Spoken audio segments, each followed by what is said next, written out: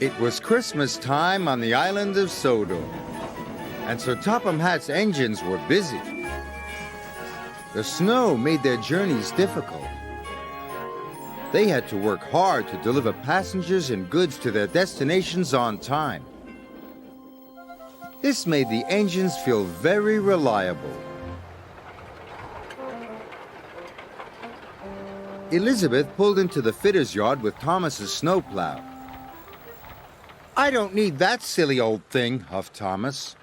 "Stuff and nonsense," steamed Elizabeth. "You can't be a reliable engine if you can't get through the snow." That made Thomas cross. "You know I'm reliable. I just don't like my snowplow."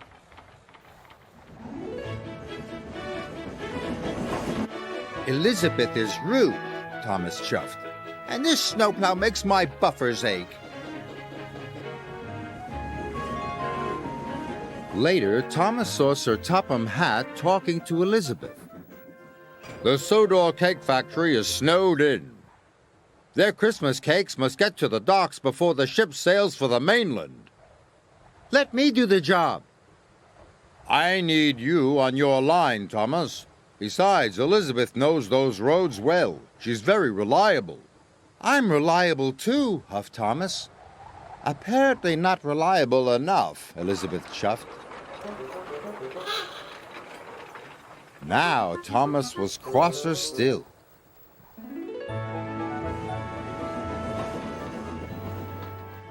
The snow was heavy, but Thomas arrived at every station right on time.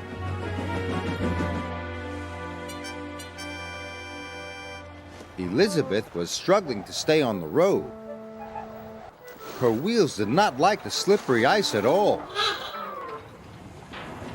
When Thomas arrived at the docks to pick up Terence, he was surprised that Elizabeth had not returned. "The ship will miss the tide," said the dock manager. "And the children won't have their Christmas cakes. Thomas, go and look for Elizabeth at once." "Yes, sir," answered Thomas. "Perhaps Elizabeth isn't so reliable after all," he whispered. At the cake factory, Elizabeth was piled high with crates of Christmas cakes. "Sir Topham Hatt's counting on me. I mustn't be late."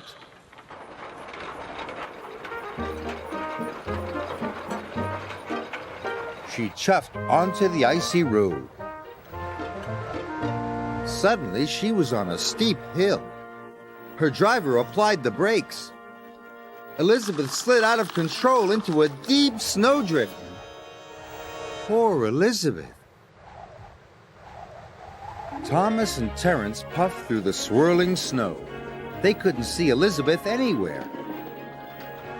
Soon they spotted her driver. He was standing by the level crossing. "Elizabeth is stuck under the snow," her driver explained. "I need help to dig her out." Terence rescued her in no time. "We will have to hurry," said Thomas. "It wasn't your fault, Elizabeth. It's the slippery roads." Elizabeth felt much better.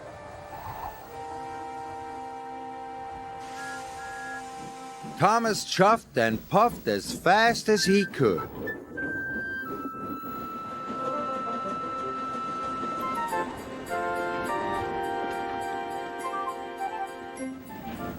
They reached the docks just in time. Sir Topham Hatt was delighted to see the bakery crates and that Elizabeth was safe and well. "We'll get you unloaded immediately." "Now the children will have their Christmas cakes," said Thomas. "Well done," said Sir Topham Hatt. "Oh, thank you, Thomas," said Elizabeth. "You and I are both reliable." Thomas agreed.